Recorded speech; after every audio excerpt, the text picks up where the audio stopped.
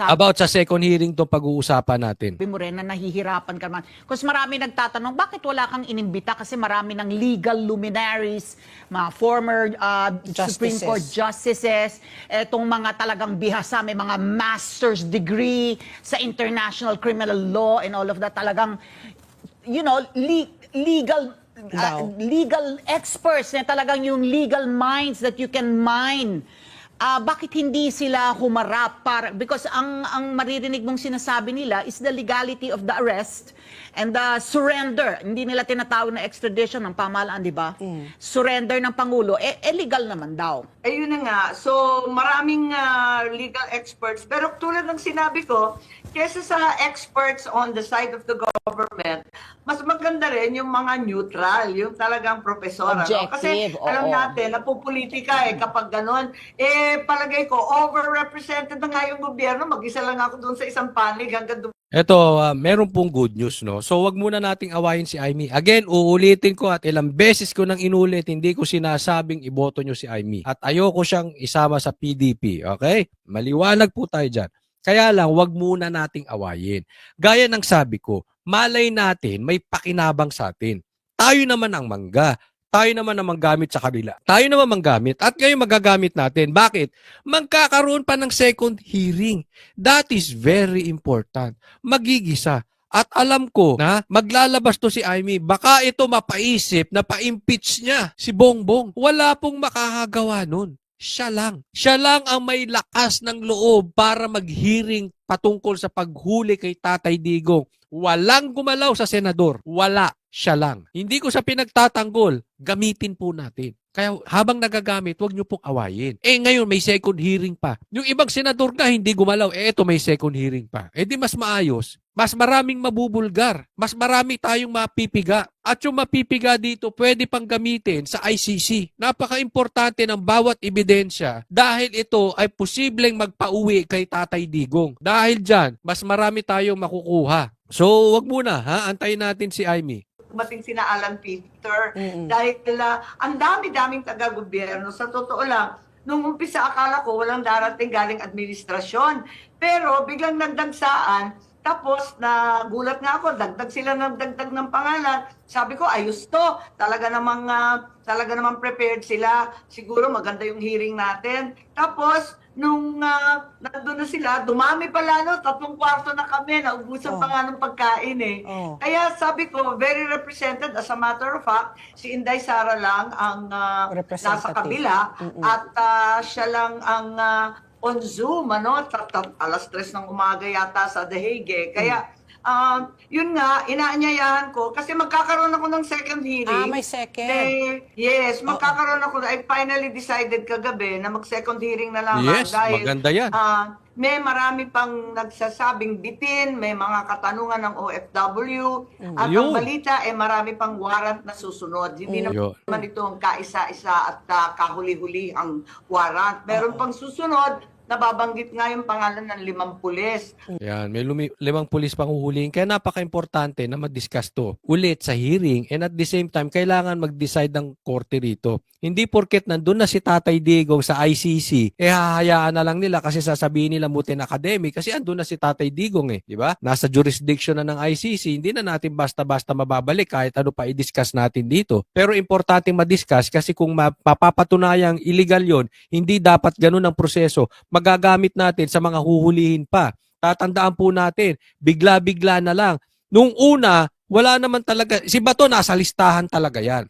Si PRRD nasa listahan talaga. Pero si Sara, wala. Ngayong taon, naisama si BP Sara. Binabanggit na. Pagdating sa ICC, dapat din madampot si BP Sara. So this is very, very dangerous. Kaya nga sabi ko, maganda tong ginagawa ni Amy at dapat solusyonan ito ng korte. Dapat desisyonan nila ito. Nako, sana ipatawag ni Amy itong spokesperson, itong si Utoy, si Attorney Clabano. Dapat ipatawag din ni Amy. Bakit? Siya yung nagsabi.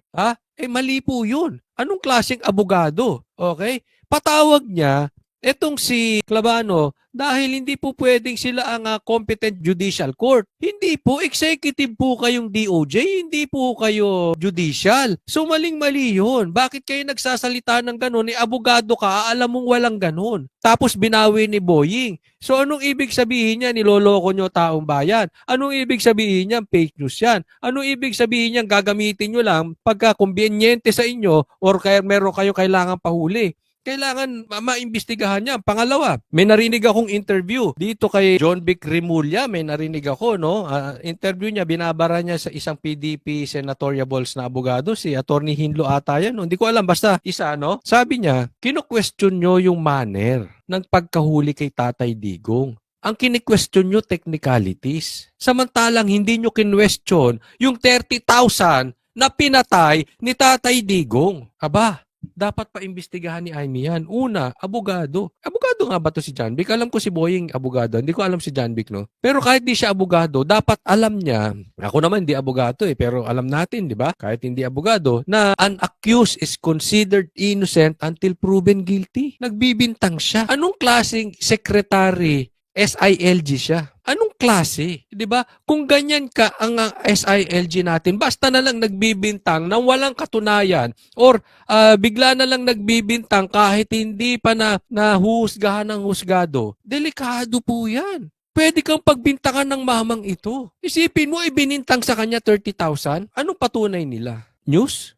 News ng Rappler? News ng mga makakaliwa? News ng NPA? News ng komunista? News ng mainstream media? Hindi ko alam. Anong pinaniniwalaan nyo doon sa 30,000? Isipin mo 30,000. Ang sinasabi nilang pinatay ni Tatay Digong. Yung pala, doon sa drug war ni Tatay Digong simula 2011 hanggang 2019, nasa 40 lang. 40 lang ha? Kung hindi ako nagkakamali sa exact number, around 40 plus minus. For how many years? Simula 2011 hanggang 2019. For 8 years. Laban sa droga, ganun lang namatay. Samantalang ang daming naligtas, nilinis ang kalsada. That is not bad anymore. That's why it's drug war. Meron talagang mamamatay dyan. Bakit? Ang adik papalagyan Lalo na high. Naku, meron akong kaibigan adik. Sa peak ng kanyang pagka-high, akala niya si Superman siya. Papalag talaga yung kahit kanino. Yan ang sinasabi natin. Anong gusto nyo? Pag pumalag yung adik, magpabaril yung pulis. Pag pumalag yung adik, magpa-rape yung nire-rape. Hayaan na ng pulis. Diba? Ibig sabihin, fake news sila. Saan nila nakuha yung numerong 30,000?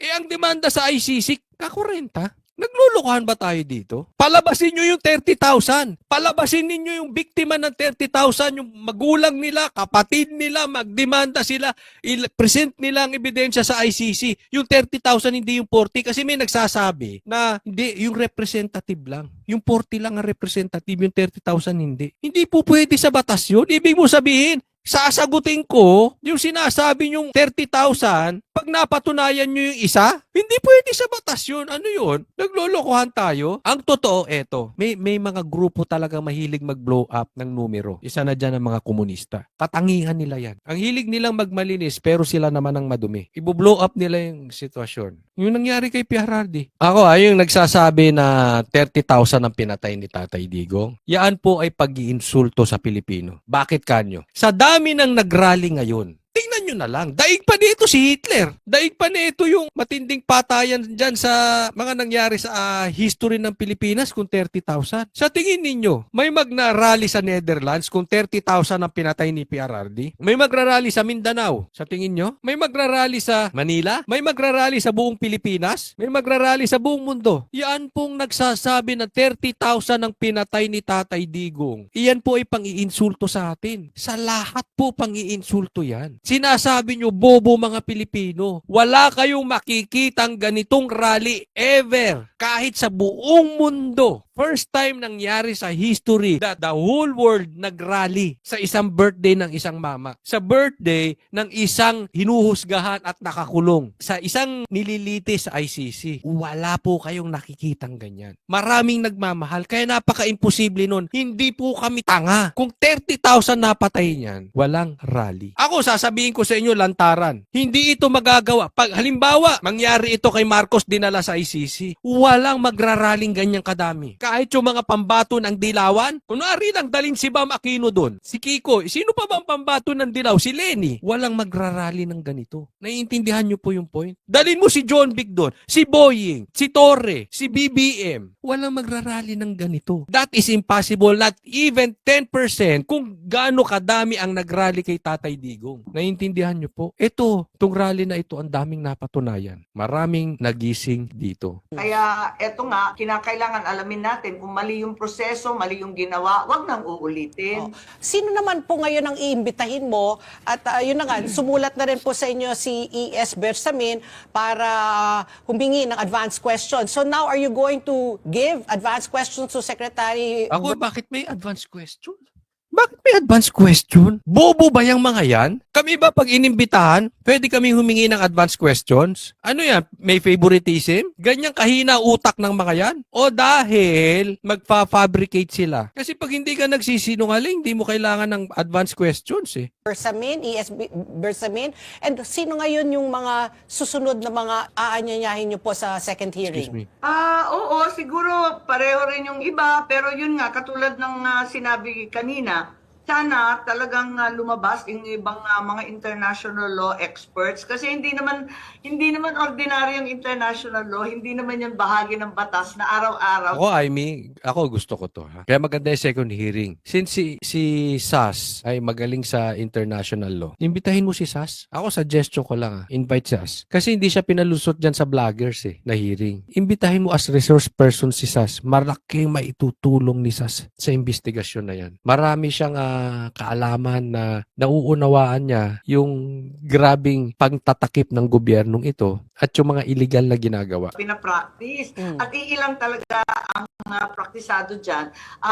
Marami tayong narinig sa social media, sa mainstream, maraming linalathala na puros government side. Gusto ko sana yung legal side lang talaga at yung konstitusyon sa atin. Imbitahin mo si Claire. Ang daming alam ni Claire no? Hindi ko alam kung kamag-anak ni Claire to si Ernie Barung. Parang lahat alam niya eh. Kasi nagkakapanig-panig na rin, nagkakakulay ng politika, pati yung ating mga legal luminaries. Kaya inaanyayahan ko yung mga former justice, yung framers of the Constitution, lahat na magsabi kung sana. Pero nahihirapan talaga ako. Pero sa second hearing, mukhang si Senator Bato nais lumako dahil nasa second batch daw siya ng warrant eh. At ang alam ko si Senator Cayetano bitin pa yung mga tanong. Tama. At saka dapat protektahan natin si BP Sara. Isasama po dyan si Sara. Maliwala kayo. Kasi nararamdaman nila yung nangyari sa rally ngayon. Mananalo ang PDP. Ramdam nila yan. At pag nanalo ang PDP straight, hindi nila mai-impeach si BP Sara. So another way para nila maigligpit si BP Sara, tanim kaso yan. Isusunod yan sa ICC. Hindi nila makuha sa impeachment, nananalo PDP, pa-impeach na lang. Ako yan ang tingin ko gagawin. So again, this rally ay kailangang matuloy. Sana hindi lang puro salita si Amy, sana matuloy. Dahil DFA siya noon marami siyang alam na maitutulong para malinawan tayo. Ang alam ko din yung ating mga OFW na magpaliwanag kung paano sila na iuwi sa atin.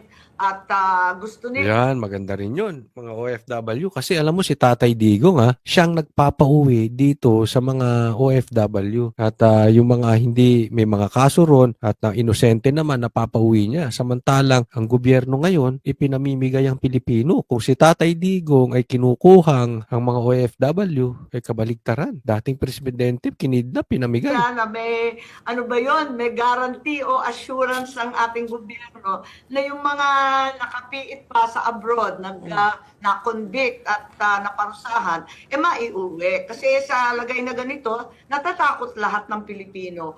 Isipin mo, dito mismo sa iyong bansa, kukunin ka. Paano na lang daw sila sa abroad?